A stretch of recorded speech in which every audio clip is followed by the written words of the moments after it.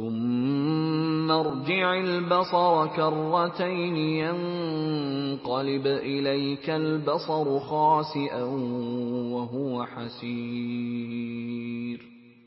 پھر دوبارہ سہبارہ نظر کر تو نظر ہر بار تیرے پاس ناکام اور تھک کر لوٹ آئے گی۔ جب خلا سے آنے والا پتھر کا ایک بڑا ٹکڑا ہماری اس دنیا کی فضا میں داخل ہوتا ہے تو ہماری فضا کی رگڑ سے وہ جل اٹھتا ہے، جسے آپ اکثر رات کو آسمان میں تیزی سے ٹوٹتے ہوئے ایک ستارے کی شکل میں دیکھتے ہیں۔ ہم انہیں شہاب ثاقب کہتے ہیں۔ عموماً یہ شہاب ثاقب بہت چھوٹے سائز کے ہوتے ہیں، زیادہ تر چاول کے دانوں کے سائز کے اور زیادہ سے زیادہ آپ کے ہاتھ کی مٹھی کے سائز کے، لیکن کبھی کبھی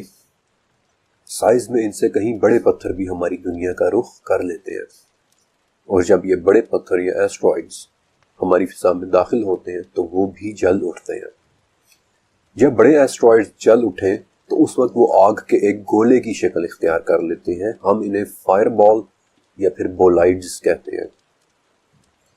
یہ بولائڈ 14ویں کے چاند سے 2 گنا زیادہ روشن ہوتے ہیں، لیکن کبھی کبھی سائز میں بڑے شہاب ثاقب اکثر ایک سپر بولائڈ میں تبدیل ہو جاتے ہیں، جن کی روشنی -17 میگنیٹیوڈ تک بھی ہو سکتی ہے، یعنی کہ 14ویں کے چاند سے کئی گنا زیادہ روشن۔ لیکن جب یہ شہاب ثاقب اس سے بھی بڑے ہو جائیں تو پھر فضا کی رگڑ اور آگ میں جلنے کی وجہ سے یہ پھٹ جاتا ہے، اور یہی وہ فینومنا ہے جسے میٹیور ایئر برسٹ کہتے ہیں۔ زمین سے چند کلومیٹر اوپر ہوا میں پھٹنے والا ایک بہت بڑا شہاب ثاقب، جس کے آنے سے تیز گرج، پھر ایک اونچی آواز اور پھر اس کے پھٹنے کا دھماکہ، اور نتیجہ زمین پر بڑے بڑے پتھروں کی بارش۔ جب اتنا بڑا شہاب ثاقب ہوا میں پھٹتا ہے تو پھر اس سے شاک ویو بھی اتنی ہی بڑی نکلتی ہے، جس سے زمین پر تیز ہوائیں چلنا شروع ہو جاتی ہیں۔ لیکن اگر یہ شہاب ثاقب اس سے بھی بڑا ہو جائے تو پھر جس شہر کے اوپر یہ پھٹے گا اس شہر کا الٹ جانا ناگزیر ہے۔ میٹیور ایئر برسٹ کی یہ وہ تعریف ہے جو آپ کو ایسٹرونومی میں ملے گی،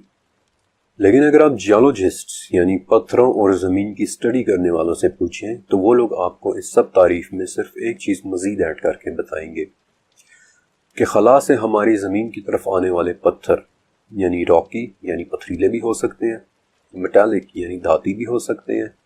اور راکی اور میٹالک دونوں بھی ہو سکتے ہیں۔ اور اگر وہ ایسٹرائڈز پتھریلے اور دھاتی دونوں ہیں تو عربی زبان میں انہیں ایگزیکٹلی سجیل کہیں گے، ایسے پتھر جو تہ بتہ ہوں۔ ان شہابیوں کے پھٹنے کی طاقت اور اس سے ہونے والی تباہی کے متعلق آپ کو اندازہ دینے کے لیے میں آپ کے سامنے کچھ مثالیں رکھ رہا ہوں۔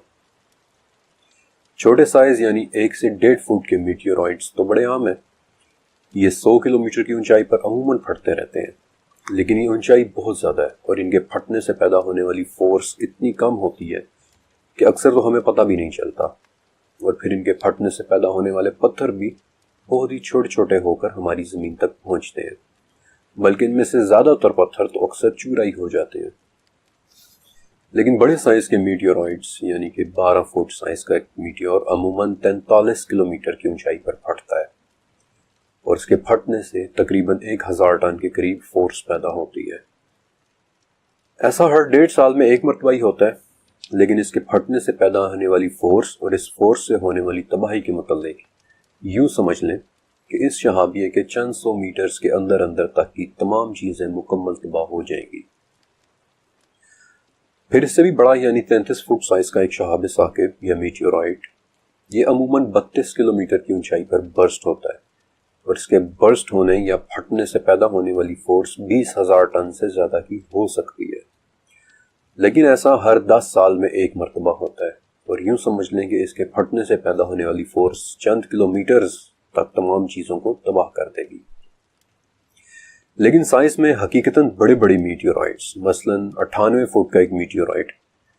تقریباً ہر 185 سال بعد زمین کی طرف آتا ہے، اور ہم سے صرف 17 کلومیٹر اوپر پھٹتا ہے، اور اس کے پھٹنے سے 9.5 لاکھ ٹن کی فورس پیدا ہوتی ہے کہ جو انسان کے بنائے ہوئے کسی بھی سٹرکچر، چاہے وہ ٹینک ہو یا بحری جہاز، اسے پرزا کر دینے کے لیے کافی ہوتی ہے۔ آخری مرتبہ یہ واقعہ 15 فروری 2013 کو ہوا تھا، اور شاید آپ کو بھی یہ واقعہ یاد ہوگا ان دنوں یہ نیوز ٹی وی پر بہت زیادہ دکھائی جا رہی تھی کہ رشیا کے اوپر ہوا میں ایک 66 فٹ کا ایسٹرائڈ صرف 30 کلومیٹر کی اونچائی پر پھٹا تھا۔ 69,000 کلومیٹر پر آور کی سپیڈ سے روس کے اوپر سے گزرتے اس پتھر کی روشنی تھوڑی دیر کے لیے سورج سے بھی زیادہ ہو گئی تھی،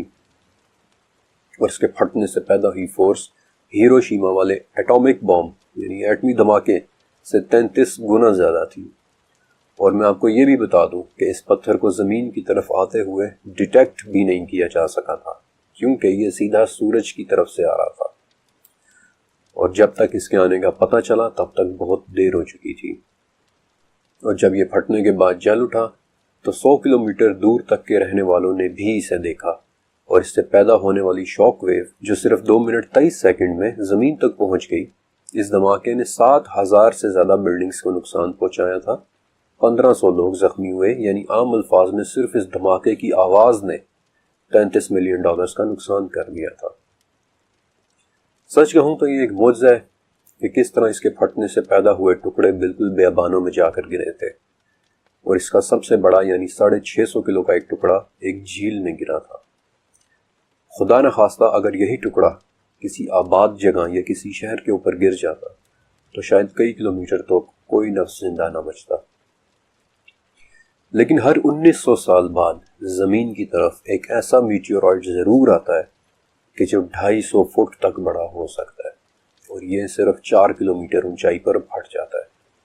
اور اس کے پھٹنے سے 1.5 کروڑ ٹن کی فورس پیدا ہوتی ہے۔ اس غضبناک فورس سے کیا تباہی پھیل سکتی ہے، اس کا اندازہ لگانا میں آپ پر چھوڑتا ہوں، لیکن ایک بات ضرور کہوں گا کہ اس سائز کے میٹیورائٹ کا پھٹ جانا ہی اچھا ہوتا ہے، کیونکہ اگر اس سائز کا میٹیورائٹ زمین کے اوپر ہوا میں ہی پھٹ جائے تو اس سے زمین پر کئی سو کلومیٹر تک درخت اکھڑ کر گر جائیں گے، اور اس تمام ایریا میں زندگی ختم ہو جائے گی، ہو سکتا ہے کہ پورا ملک تباہ ہو جائے۔ میٹیورائٹ پھٹنے سے آسمان سے بڑے بڑے پتھروں کی بارش ہوگی،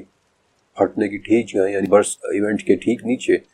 زمین میں ایک بہت بڑا گڑھا پڑ جائے گا، اور یہ بھی ہو سکتا ہے کہ اس گڑھے سے پانی ابل ابل کر نکلنا شروع ہو جائے۔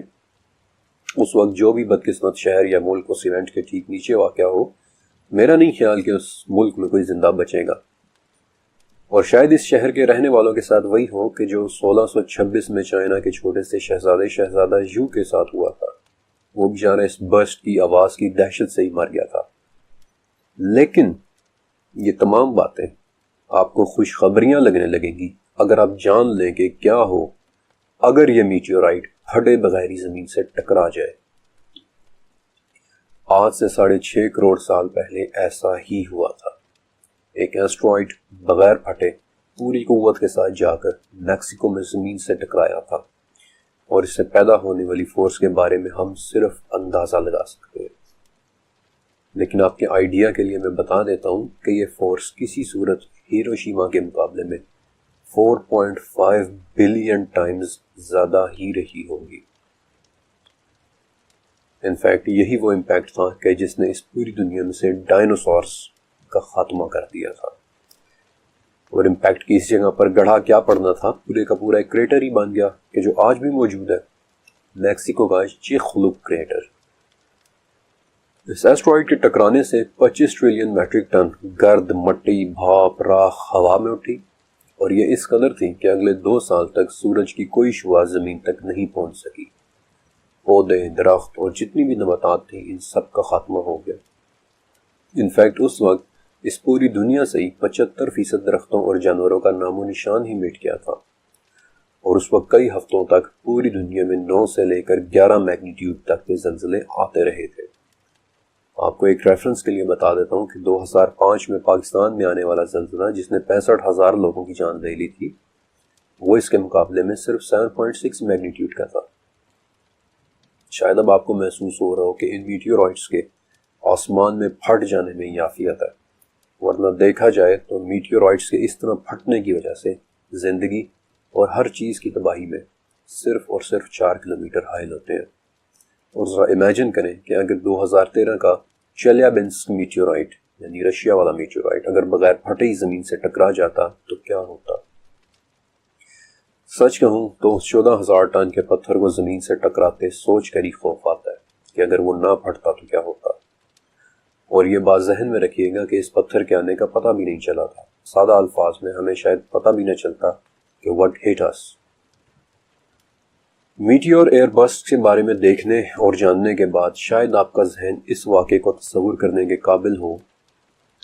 کہ وہ لوگ اس وقت کیا دیکھ رہے تھے، کس طرح سے انہیں پتھروں کی بارش ہوتی نظر آ رہی ہوگی۔ رشیا والے میٹیور کا ٹوٹا ہوا پتھر صرف ایک ٹکڑا تھا۔ امیجن کریں کہ اس طرح کے ٹکڑے بارش کی طرح آسمان سے برس رہے ہوں۔ جب تک ہمیں چیلیابنسک کے بارے میں پتہ چلا it was already too late، بہت دیر ہو چکی تھی، اور اگر پتہ چل بھی جاتا تو کوئی ایسی طاقت نہیں تھی کہ جو انسان کو اس سے بچا سکتی، سوائے ایک ذات کے جس کا صرف ایک حکم ہی کافی تھا۔